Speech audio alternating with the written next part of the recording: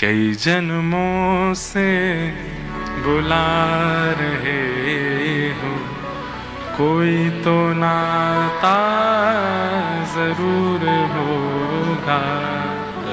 नजरों से नजरें मिला न पाऊं, मेरी नजर का कसूर हो।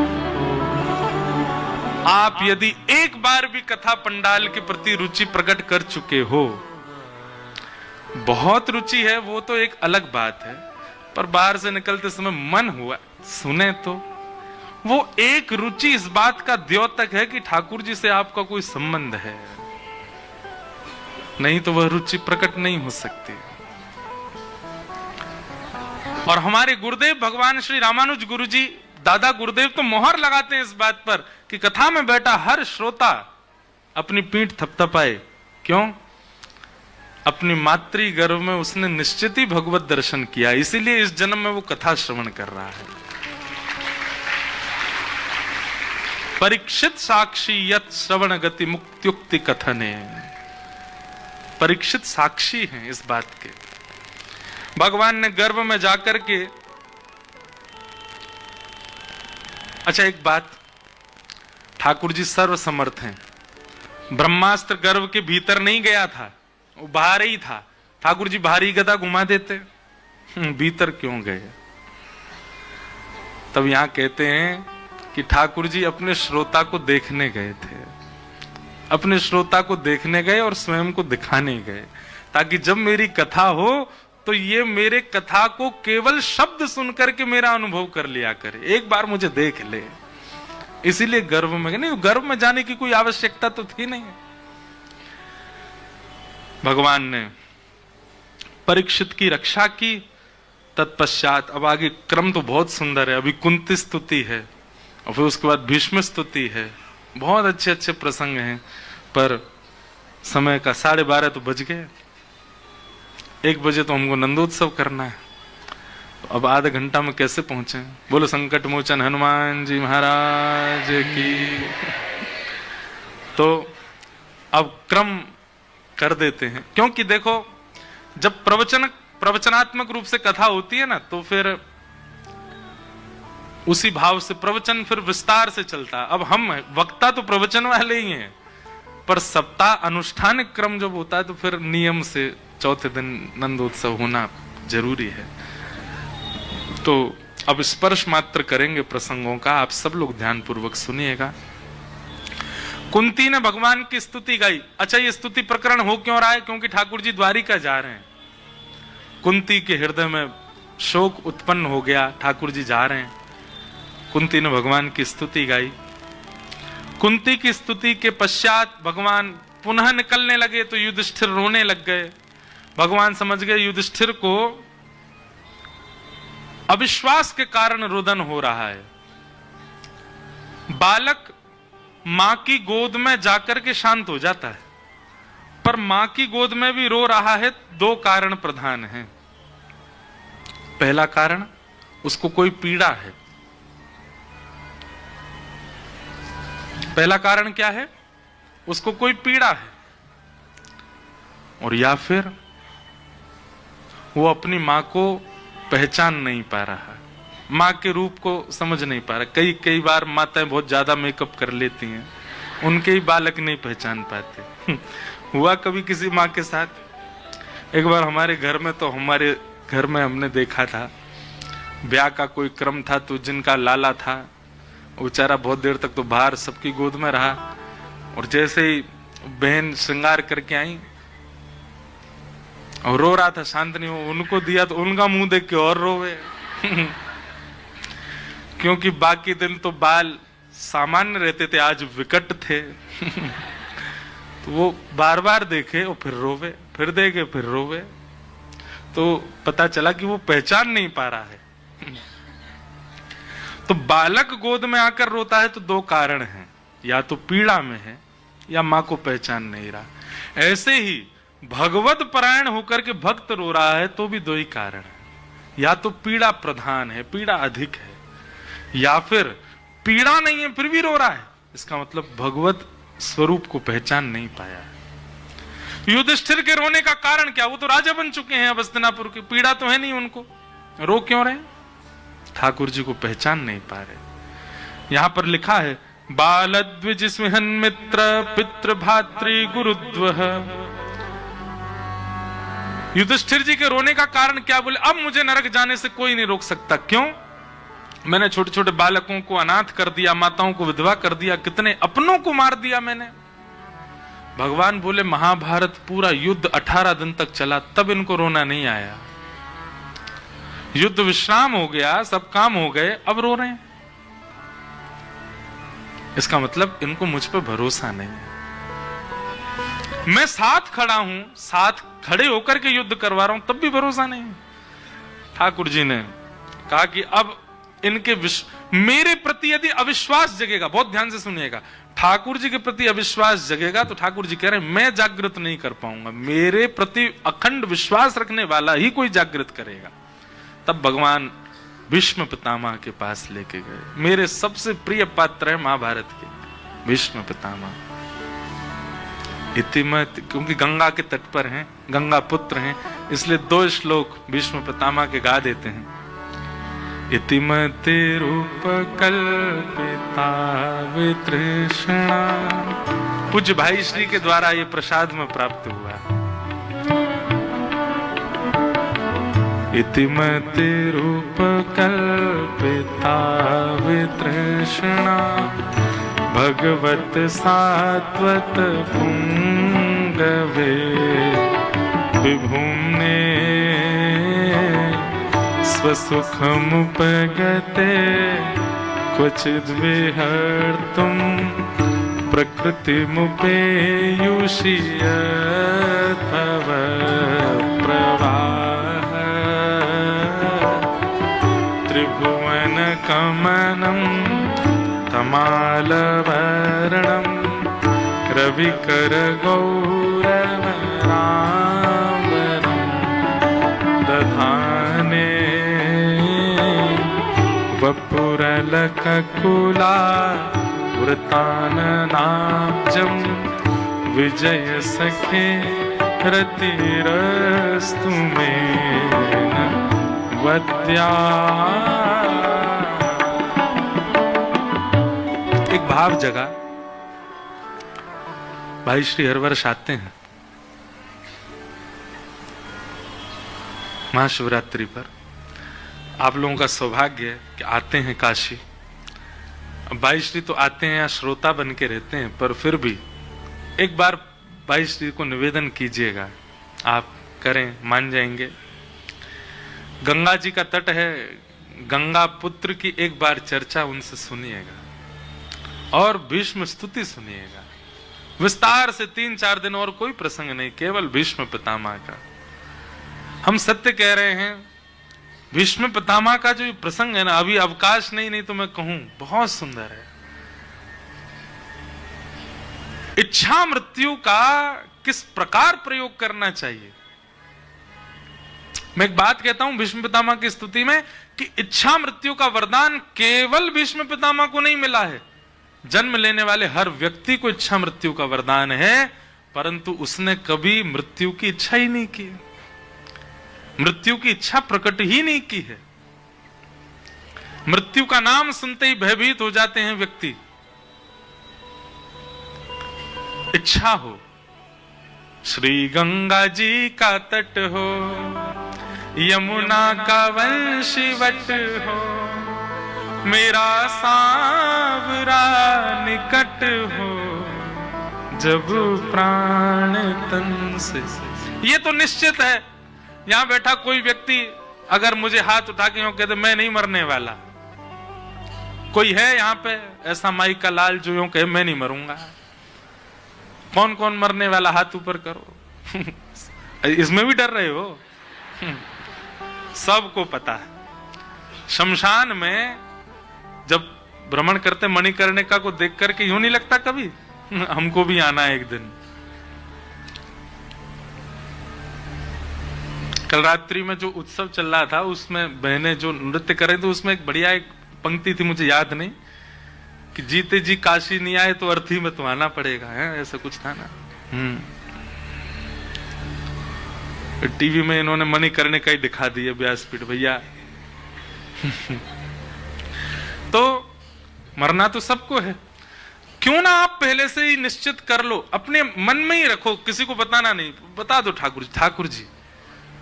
लोग बाग लिख के जाते हैं, अपने बच्चों को बता के जाते हैं मेरी मृत्यु हो तो ऐसा करना है, ऐसा करना है। वो एक व्यवहारी बात है। आप स्वयं के लिए बस अपने आप से बता के जाओ, किसी को नहीं। जब मृत्यु काल समीप आए तो ऐसा मौसम हो, ऐसी वायु बहे, मेरे हृदय में अत्यंत शांति हो, मैं नाम जप में बैठा हूं, सर्व कार्यों से निवृत्त हो चुका हूं, भगवान नाम उच्चारण मेरे मुख से चल रहा हो, इस प्रकार की भावना रखो। या फिर आपकी ब्रज के प्रति बड़ी आस्था तो वृंदावन में हो, यमुना जी का तट हो, वृंदावन की परिक्रमा लगा ली हो, राधा वल्लभ राधा रमण श्री बांके बिहारी लाल जी के मधुर दर्शन कर लिए हो, युगल सरकार की कोई कथा किसी वक्ता से सुन करके और नित्य लीला का दर्शन मैं यमुना तट पर बैठ करके करूं, और तभी दिखे सघन कुंज है यमुना जी के उस पार, और उस सघन कुंज में अष्ट सखियां प्रकट हो गई हैं, हाथ में चवण डोरा रही हैं। तभी मधुर एक आसन प्रकट हुआ, और उस मधुर आसन पर प्रिया लाल प्रिया प्रियतम दोनों विराजमान हैं, एक दूसरे के गले में गलवैया दिए दोनों मधुर विराज रहे हैं। उनके इस मधुर दर्शन को करते करते करते करते उन्हीं को हृदय में ध्यान करते मेरे प्राण चले जाएं। राधिका किशोरी संग रमण तुम्हारा, मुझको दिखा दो कभी ऐसा नजारा, फिर चाहे मैं मर जाऊं, फिर चाहे मैं मर जाऊं, बसा कर नैनन में, बिठा कर नैनन में। मृत्यु तो आनी है सबकी, मृत्यु तो निश्चित है। अपने जीवन की हर घड़ी को हमने पहले से सोच रखा है। 26 जनवरी को क्या करूंगा, 15 अगस्त को क्या करूंगा, अपने जन्मदिन पर कहां जाऊंगा, बच्चों को हॉलीडे पर कहां लेके जाना है, बेटी का ब्याह कैसे वर के साथ करना है, वर का पुत्र का ब्याह कैसी कन्या से करना है, घर कैसा बनाना है, सब सोच रखा है। रोज 2 मिनट यह भी विचार किया करो, हे नाथ भूल मत जाना, मुझे नहीं पता कि कब आएगा वो समय, पर जब भी आए तब ऐसा आए जैसा मैं विचार करूं। भीष्म पितामह का ये भाव पुष्ट करता है कि आप विचार कीजिए, और ठाकुर जी वैसी ही योजना से मृत्यु देंगे। अपने जीवन का पूरा भजन कहां लेके जाओगे आप? किसके लिए कर रहे हो भजन, किसके लिए कर रहे हो नाम जप? ठाकुर जी अब मिल पाए, बहुत सौभाग्य की बात हमारी। पर ठाकुर जी से यह भी कह देना, ठाकुर जी अगर आप नहीं भी मिलने का मन बना रहे हो तो कम से कम मृत्यु तो हमारी इच्छा की दे देना, हमको ऐसी देना। भीष्म पितामह से सीखा। बाणों की सैया पर लेटे हैं, मृत्यु देवी आगे हाथ जोड़ करके खड़ी है, और भीष्म पितामह स्तुति गा रहे हैं। ठाकुर जी से बोले खड़े रहो जब तक मैं आपको देख नहीं लूं। ठाकुर जी का मुख मुरझा गया, जन कब तक देखता रहेगा, इसको तो इच्छा मृत्यु है, जब तक चाहे नहीं मरेगा ही नहीं। सदैव देवो भगवान प्रतीक्षताम, भीष्म पितामह कह रहे हैं प्रतीक्षा कीजिए, जब तक मेरे नैन भर ना जाए, मेरा मन भर ना जाए, तब तक मैं आपको देखता ही रहूंगा। अच्छा, भगवान का स्वरूप ऐसा है कि कभी मन भर ही नहीं सकता, कभी नहीं भर सकता। जैसे संसार का सौंदर्य का एक स्थिति होती है, एक लिमिटेशन होती है, लेकिन ठाकुर जी अनलिमिटेड है। अगर वो सामने आ गए तो आपका मन भरेगा ही नहीं उनको देखने से। भीष्म पितामह बोले जब तक मेरा मन ना भर जाए खड़े रहो। ठाकुर जी बोले मन तो भरेगा नहीं, अब खड़े रहो। तो ठाकुर जी का मुख थोड़ा मुरझा गया, तो भीष्म पितामह अगली बात में क्या कहते हैं, ये मुरझाया हुआ चेहरा नहीं चाहिए आपका, प्रसन्न हासारुण लो चलो लसत, प्रसन्न हो जाइए, आपके दोनों गाल गुलाब जामुन जैसे दिखने चाहिए मुझको, ये चमक यहां प्रकट होनी चाहिए, ऐसे रूप को देखूंगा तब प्राण त्यागूंगा। भीष्म पितामह ने अपने वश कर लिए ठाकुर जी, और खूब रज रज के ठाकुर जी की स्तुति गाई। और जब पूर्ण रूपेण, अब मेरा मन तो बहुत होता है, मैं गा दूं थोड़ी, ललित गति विलास वल गुहास प्रणय निरीक्षण कल्पितो रुमान कृत मनुकृत वत्य उन्मदांधा प्रगति मगन किलयस्य गोपवध्वा। भीष्म पितामह कह रहे हैं, नाथ मैंने आपके इतने दर्शन किए, किसी ने नहीं किए होंगे। भगवान बोले कैसे? बोले संसार ने आपके चतुर्भुज रूप का दर्शन किया है, संसार ने आपके दो भुज रूप का दर्शन किया, चतुर्भुज रूप का दर्शन किया है, आपके द्वारिकाधीश रूप का दर्शन किया, पर मैंने ऐसा दर्शन किया वो किसी ने नहीं किया। भगवान बोले कौन सा दर्शन किया आपने? तो भीष्म पितामह कहते हैं, आहा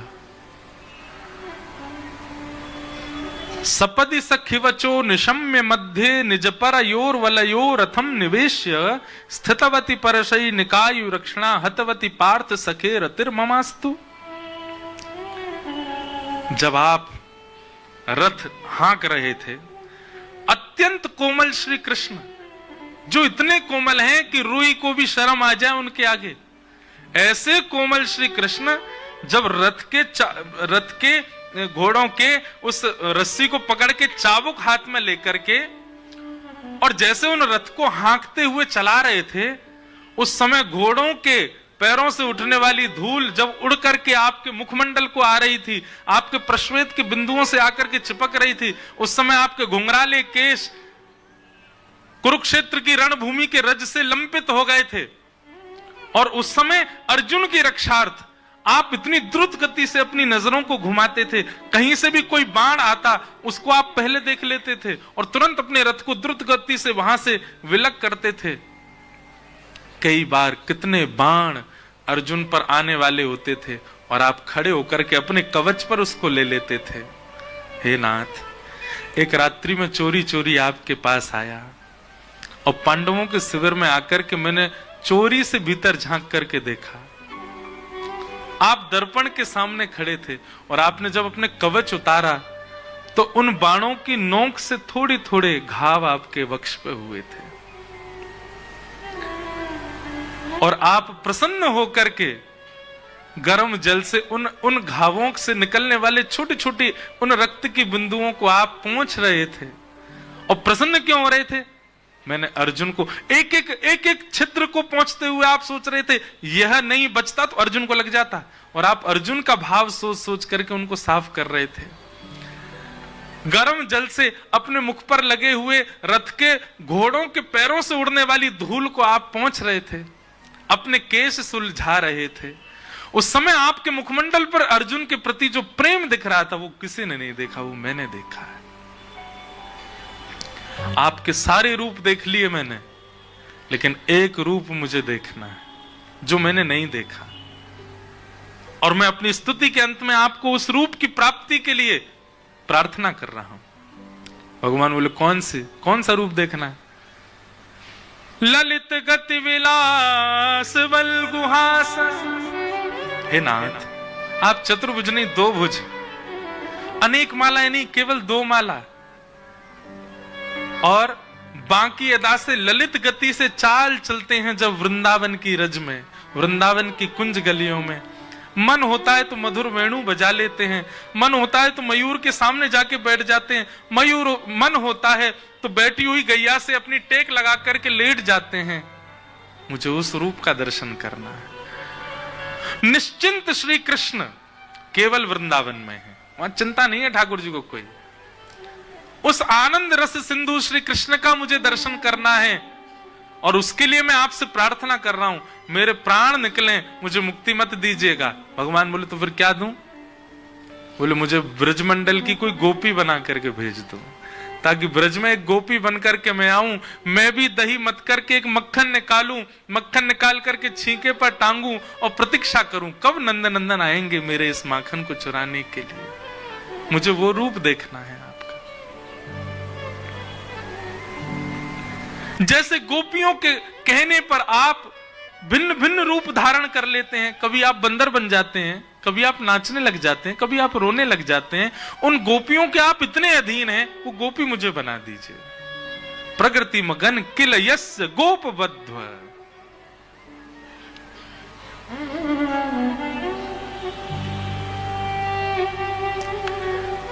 भीष्म पितामह की इस बात को सुनकर के ठाकुर जी प्रसन्न हो गए और पितामह भीष्म को भगवत धाम की प्राप्ति हुई। भक्त वत्सल भगवान की। आगे बंधुओं, परीक्षित का जन्म हुआ। अर्जुन ने आकर के खबर सुनाई। परीक्षित जब थोड़े बड़े हो गए तो अर्जुन ने आके खबर सुनाई। अब सब लोग बिल्कुल सावधानी से क्रम सुन लीजिए, एक शब्द भी रह गया तो आपकी अधूरी कथा मानेंगे, इसलिए क्रम सुन लो। अब तो परीक्षित का जन्म हुआ। कुछ समय बाद अर्जुन ने पांडवों को खबर बताई कि भगवान श्री कृष्ण अपनी लीला पूरी करके स्वधाम चले गए। यह खबर पाती कुंती ने प्राण त्याग दिए। परीक्षित को राज्य गद्दी पर बिठा करके पांडव स्वर्गारोहण को चले गए। पांडवों का स्वर्गारोहण हो गया। धीरे धीरे परीक्षित ब्राह्मणों के नेतृत्व में राज शासन करने लगे। एक दिन परीक्षित श्रेष्ठ राजा के रूप में निर्मित हुए। आपका ब्याह हुआ, जन्मेजय आदि पुत्र हुए। एक दिन आपको कलयुग मिला। और कलयुग क्या कर रहा था? धर्म के 3 पैर कट चुके, एक पैर बचा है कलयुग में, उसको भी काट रहा था। धर्म के 4 चरण हैं, सत्य, दान, दया और पवित्रता। कलयुग में केवल एक पैर बचा है धर्म का, सत्य। दान, दया और पवित्रता, ये तीनों केवल आडंबर हैं, बचे नहीं हैं। अब इसकी गहराई से चिंतन आप कीजिएगा कि जो तो दान हो रहा है, जो दान, दया और पवित्रता, ये पूर्ण रूपेण जैसा शास्त्रों में वर्णित है वैसा कोई नहीं कर रहा है आज की डेट में। बचा हुआ है केवल एक, क्या? सत्य। यह सत्य जिस दिन खत्म हो जाएगा उसी दिन घोर कलयुग आ जाएगा। तो कलयुग धर्म के 4थे चरण को काट रहा था। तभी परीक्षित जी ने जाकर के तलवार निकाल करके कलयुग को मारना चाहा। कलयुग ने चरण में आकर के कहा, भगवान आप मुझे कुछ स्थान दे दीजिए, मैं वचन देता हूं मैं वहीं रहूंगा। 5 स्थान दिए। द्यूतम पानम स्त्रियः सूना, जुआ सबसे पहला स्थान। बहुत ध्यानपूर्वक सुनो। और एक बात हम कहते ही हैं, इन 5 स्थानों को अगर आज तक नहीं सुना और आप इन 5 स्थानों पर गए हैं तो उसका जो पाप लगता है वो ठीक है, कथा सुनने से वो नष्ट होगा। परंतु आज इन 5 स्थानों के नाम सुनने के बाद यदि आप गए, मल्टीप्लाई इनटू 1000 होगा जो भी पाप होगा। और पूर्व के जो नष्ट हुए कथा सुन के वो भी प्रकट हो जाएंगे। इसलिए इन 5 स्थानों से बचो। और नहीं बच सकते हो तो अभी भी समय है, आप कान बंद कर लो, क्योंकि सुनने के बाद करने से पाप ज्यादा लगता है। द्योतम, जुआ पहला स्थान। आप खेल कोई भी खेलिए पर धन मत लगाइए। दूसरा, मदिरा पान, मद्य सेवन और महादेव के नाम लेकर के भांग का सेवन। महादेव भी तो पाते हैं। कई युवा उल्टे सीधे धुआं निकालते हैं मुंह से, महादेव भी तो करते हैं। महादेव कह रहे हैं कंठ में विष भी रखा है, वो भी कर। ये भी किया है मैंने। 12 महीना गंगा रहती है सिर पर, ये भी कर।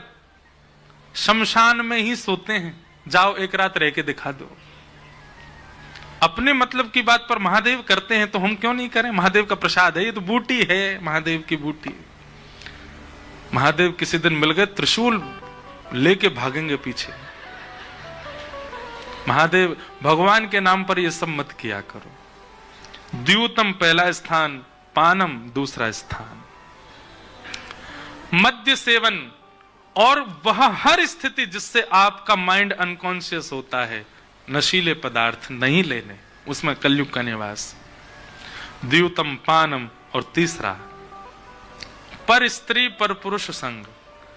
विवाह के उपरांत किसी के प्रति भी कुभाव नहीं, उसमें कलयुग का निवास है। और चौथा स्थान, हिंसा में रुचि, लड़ाई झगड़ा मार काट, बेवजह कलेश। पता चल गया कि ये काम गड़बड़ किया है किसी ने, अब आप उसको, आपको पता है कि ये काम बता करके ठीक करवाया जा सकता, पर आप लड़के ही ठीक करवा रहे हो। ये एक प्रकार से कलयुग का स्वरूप है। वैष्णव का स्वभाव है वो विवाद से बचता है, ज्यादा विवाद में नहीं पड़ता। उसको लगता है कि ये समझा करके हो सकता है तो समझा देगा। जब स्थिति समझाने से भी नहीं सुधर रही तब क्रोध का समय होना चाहिए। पहले ही क्रोध कर दोगे तो उसमें कलयुग का निवास। तो द्यूतम पानम स्त्री सूना, 4 स्थान दिए। कलयुग ने कहा मेरा परिवार थोड़ा सा बड़ा, 1 स्थान और दीजिए। तो पुनश्च याचमानाय जात रूप मदात प्रभु, 5वां स्थान उसको दिया। बिना मेहनत के कमाया गया धन, अनीति से कमाया गया धन। इन 5 जगहों से केवल बच जाइए आप, और इन 5 से संबंध रखने वाले जो भी स्थान है उनसे बच जाइए बस। बापू एक बात कहते हैं कथा में, सत्संग ना बने चलेगा पर कुसंग मत करो। कथा ना सुन पाओ चलेगा, पर पता है कि ये कुसंग है वो मत करो। कुसंग ना करना कथा सुनने से भी बड़ा सत्संग है, इसलिए कुसंग मत करो। तो इन 5 ये हमने बता दिए। अब आप जानो, आपका काम जाने। अब अगर आप गए तो मेरी ये बात याद रखिएगा, व्यास मंच से कही है, पाप 4 गुना होके लगेगा, इसलिए 5 काम नहीं करने। द्यूतम पानम स्त्रिय सूना, 5 स्थान दे दिए। और राजा परीक्षित आज लौट करके अपने भवन में आए। जरासंध का मुकुट सिर पर पहन लिया, बुद्धि भ्रमित हो गई, संत का अपमान कर दिया। संत के बालक ने 7 दिन में मरने का श्राप दे दिया।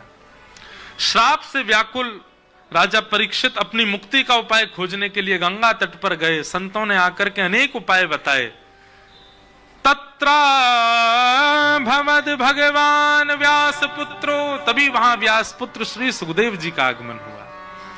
और सुखदेव जी ने आकर के कहा, राजन तुम मुक्ति की कामना कर रहे हो। बहुत ध्यान से सुनिएगा सब लोग, मुक्ति की कामना कर रहे हो, वो भी 7 दिन में। मुक्ति के लिए 7 दिन की आवश्यकता नहीं होती, तो एक क्षण। व्यक्ति ने जीवन भर कितने भी गलत किया हो, लेकिन उसकी अंतिम श्वास निकलते समय उसके मुख से राम यदि निकल आवे, उसके मुख से हरि निकल आवे, उसके मुख से भगवान नाम उच्चारित हो जाए, नारायण उच्चारित हो जाए, तो उसके जीवन में उसने जितना कुछ भी किया है सब शून्य हो जाएगा। उसको भगवत प्राप्ति हो जाएगी, मुक्ति मिल जाएगी।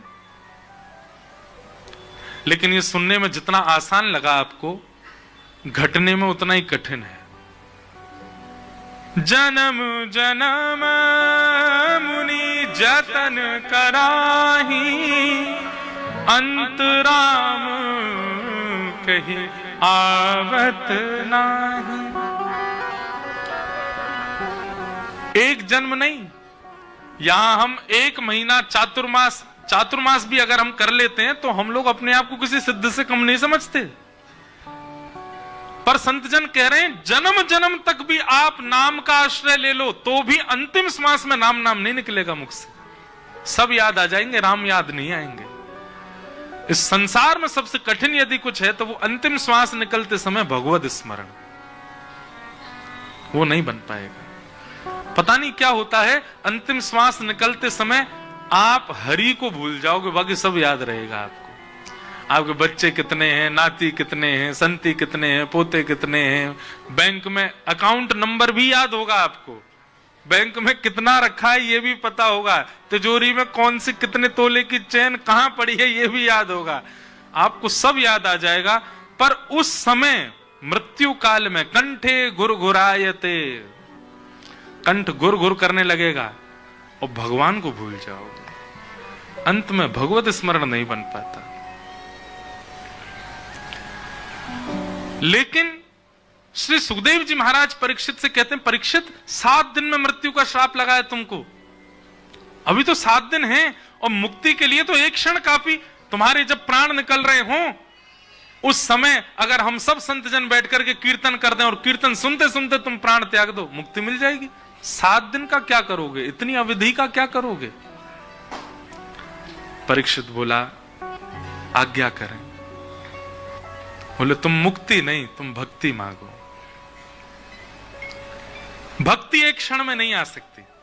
भक्ति के लिए तो गुरु कृपा, और गुरु कृपा के लिए थोड़ी अवधि तो चाहिए। इसलिए तुम मुक्ति की कामना मत करो, तुम भक्ति की कामना करो। मुक्ति का मतलब मृत्यु के बाद भगवान का दर्शन, और भक्ति का मतलब जीते जी भगवत दर्शन। 7वें दिन तक्षक सर्प डसे, तुम कामना ये मत करो उसके बाद तुम्हें मुक्ति मिले, तुम कामना ये करो कि 7वें दिन तक्षक सर्प डसे, उससे पहले पहले मैं भगवत परायण हो जाऊं, भगवत दर्शन कर लूं। हम सब ने विचार कर रखा है कि वैकुंठ जाएंगे, शिवलोक जाएंगे, साकेत धाम जाएंगे। शिवलोक को यहीं उपस्थित करो, साकेत को यहीं प्रकट कर दो, वैकुंठ को यहां प्रकट करो। मीराबाई ने यही किया, ध्रुव ने यही किया, प्रहलाद ने यही किया, सूरदास ने यही किया। और हम लोग सोच के बैठेंगे वहां जाएंगे। कैसे आऊं रे नंद लाला तेरी गोकुल नगरी, बड़ी दूर नगरी। बहुत दूर है ठाकुर जी। अगर मृत्यु के बाद मुक्ति का मन बना के बैठे हो तो आप बहुत बड़े घाटे में जी रहे हो। ऐसी भक्ति करो, वो दूरी पार करना हमारे लिए असंभव है, ठाकुर जी के लिए नहीं। भक्ति ऐसी करो ठाकुर जी आ जाएं। दिन को आऊं तो लाला, रात को आऊं तो कान्हा, डर मोहे लागे। रात को आऊं तो कान्हा, डर मोहे लागे। मीराबाई गा रही है। दिन को आऊं तो देखे सारी नगरी, बड़ी दूर नगरी। दिन को आऊं तो देखे सारी नगरी, बड़ी दूर नगरी। मीरा के प्रभु गिरधर नागर, मीरा के प्रभु गिरधर नागर। तुमरे दरस बिन मैं तो हो गई बावरी, बड़ी दूर नगरी। तुमरे दर्शन में तो हो गई बावरी, बड़ी दूर नगरी। दूर नगरी, बड़ी दूर नगरी। दूर नगरी, बड़ी दूर नगरी। मैं हरि प्राप्त करूं, ये कॉन्सेप्ट गलत है। निर्माण स्वयं का ऐसा करो कि हरि तुम्हें प्राप्त करे, हरि तुम्हारे पास है। और ये भागवत का कॉन्सेप्ट है, मुक्ति नहीं भक्ति। परीक्षित 7 दिन बचे हैं, जीते जी भगवत दर्शन हो, ऐसा प्रश्न करो। तब परीक्षित ने कहा अब मुझे मुक्ति की चिंता नहीं, अब तो जितने दिन मेरे जीवित बचे हैं उसमें मुझे भगवत दर्शन कराओ। तब शुकाचार्य जी कहते हैं वो तो एक ही उपाय से होगा, भागवत की कथा सुनो। और तब परीक्षित जी को भागवत की कथा श्री शुकाचार्य जी श्रवण कराते हैं। कथा में आगे बंधुओं सृष्टि प्रसंग सुनाया गया। सृष्टि प्रसंग के बाद एक अति अद्भुत प्रसंग है कपिल देवभूति संवाद, जहां पर देवभूति माता को भगवान कपिल ज्ञान उपदेश करते हैं। कपिलोपाख्यान सुनाया गया, कपिलोपाख्यान को प्रणाम करते हैं। तत्पश्चात सती चरित्र आया। सती चरित्र के बाद भगवान के परम वैष्णव भक्त श्री ध्रुव जी का प्रसंग सुनाया गया। ध्रुव जी ने किस प्रकार एक बाल अवस्था में भगवत प्राप्ति। अब देखो थोड़ा सा समझो, ध्रुव जी बालक हैं इसलिए भगवान मिल गए? नहीं। भक्ति में क्या ऐसी प्रधानता होती है जिससे ठाकुर जी मिलते हैं? बहुत ध्यान से सुनो। आप नाम जप कितना करते हैं ये जरूरी नहीं, आप तप कितना करते हैं ये जरूरी नहीं, आप आहुति यज्ञ में कितनी डालते हैं ये आवश्यक नहीं, आप मौन कितना रहते हैं ये आवश्यक नहीं, आप अनुष्ठान कितने करते हैं ये आवश्यक नहीं, आप कथा कितनी सुनते हैं ये आवश्यक नहीं, पर आप जो कुछ भी करते हैं उसमें उत्सुकता कितनी रहती है ये आवश्यक है। आप उत्सुक हो कि नहीं? आप उत्साहित हो के नहीं, ठाकुर जी से मिलने के लिए व्याकुल हो के नहीं। आपकी व्याकुलता भगवत प्राप्ति कराती है, नियम से ठाकुर जी नहीं मिलते। कई लोग, क्षमा कीजिएगा, वो नियम के प्रति इतने सजग रहते हैं कि वो नियम को करने में कभी कभी उनमें अभिमान दिखने लग जाता है। नियम प्रधान नहीं होना चाहिए, नियम के प्रति आपकी उत्सुकता प्रधान होनी चाहिए, आपकी व्याकुलता। उद्देश्य क्या है नियम का? कई बार नियम करते करते हमारे नियम का उद्देश्य पता क्या बन जाता? दिखावा, इसको पता चले मेरा ये नियम है। नहीं, नियम का उद्देश्य तो हरि ही रहने चाहिए।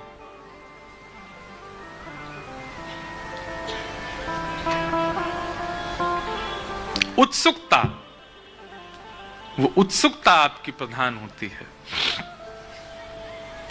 ध्रुव जी को उत्सुकता से भगवान मिले, हम केवल क्रम मात्र कह दे रहे हैं। आगे भागवत जी में फिर अनेक कथाएं सुनाई गई, उन सब के मध्य में पृथु महाराज का प्रसंग आया, रहुगण जड़ भरत संवाद आया। एक दिन हमने प्रसंग लिया था जहां काली रूप में भगवान को देख रहे थे, नरकों का वर्णन किया गया, भूगोल खगोल का वर्णन किया, नरकों का वर्णन करने के बाद अजामिलोपाख्यान सुनाया गया। अजामिलोपाख्यान के उपरांत भक्त वृत्त की कथा सुनाई गई, जहां वृत्रासुर ने भगवान का परम वैष्णव भाव से भजन किया। धर्म, अर्थ, काम और मोक्ष, इन चारों को भक्ति में कैसे परिवर्तित किया जाए, ये वृत्रासुर की स्तुति सिखाती है। वृत्रासुर ने 4 श्लोक गाए, ये चारों धर्म, अर्थ, काम और मोक्ष के प्रतीक हैं। समय लगेगा तो मैं कल के प्रसंग में इन चारों का पुष्टिकरण करूंगा। धर्म कैसे भक्ति बने, अर्थ कैसे भक्ति बने, काम कैसे भक्ति बने और मोक्ष कैसे भक्ति बने, बहुत सुंदर है। उसके लिए समय चाहिए, इसलिए मैं कल के प्रसंग में उसका विस्तारीकरण करूंगा।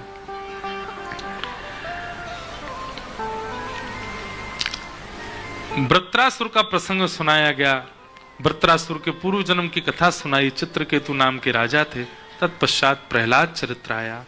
श्री प्रहलाद जी महाराज के भक्ति भाव से भगवान खम्भ भेदन करके प्रकट हो गए और नृसिंह रूप का प्रादुर्भाव हुआ। ऐसे नृसिंह भगवान को प्रणाम करते हैं।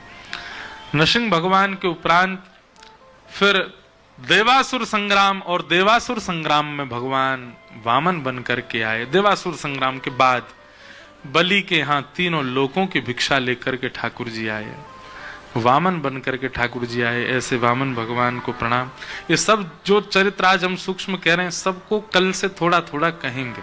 वैसे तो ब्रज लीला प्रारंभ हो जाती है तो फिर सारे चरित्र सूक्ष्म हो जाते हैं, पर फिर भी उदाहरण के रूप में कभी वामन, कभी नृसिंह, कभी हरि, ध्रुव, वरदेन, मनवंतर आदि सब हम लोग सुनेंगे। तत्पश्चात गजेंद्र मोक्ष की कथा सुनाई गई, त्रिकूट पर्वत की कथा सुनाई गई, और फिर सूर्यवंशी राजाओं का चरित्र सुनाया गया, जिस वंश में भगवान श्री राम का प्रादुर्भाव हुआ। कृष्ण लीला शुरू होने से ठीक पहले रामचरित्र सुनाया। और भागवत जी की जो राम कथा है ना, वो सबसे अलग है, ऐसी अद्भुत है, अद्भुत अद्भुत भाव हैं राम कथा के भागवत जी में। इस बार हमारे घर पर हर साल कथा होती है, इस बार पूज्य मलुक पीठ वाले महाराज जी ने सुख रामायण ही सुनाई। भागवत में जो राम कथा है केवल 2 अध्याय में, सबसे छोटी राम कथा है, और उस 2 अध्याय से पहले भी 1 श्लोक की राम कथा भी है। सब लोग हाथ जोड़ के राम जी को प्रणाम करो। गुरुवर थे त्यक्त राज्यो व्यचरित अनुवनम, पद्म पद्भ्याम प्रियाया, पाणिस्पर्शाक्षमाभ्याम ब्रजद पथरुजो यो हरेन्द्रानुजाभ्याम, वैरूप्या शूर्पणख्या प्रिय विरहरुषारोपित भ्रूविजम्भ, तस्ताभे बद्ध सेतु खलदवदहन कौशलेन्द्रोवतान्। राजा रामचंद्र भगवान की। प्रभु श्री राम को वंदन किया गया। बहुत सुंदर राम कथा भागवत जी की। विश्वामित्र जी जब राम जी को ले जाने के लिए आए तो दशरथ जी ने तो स्पष्ट मना किया, बोले आप चाहे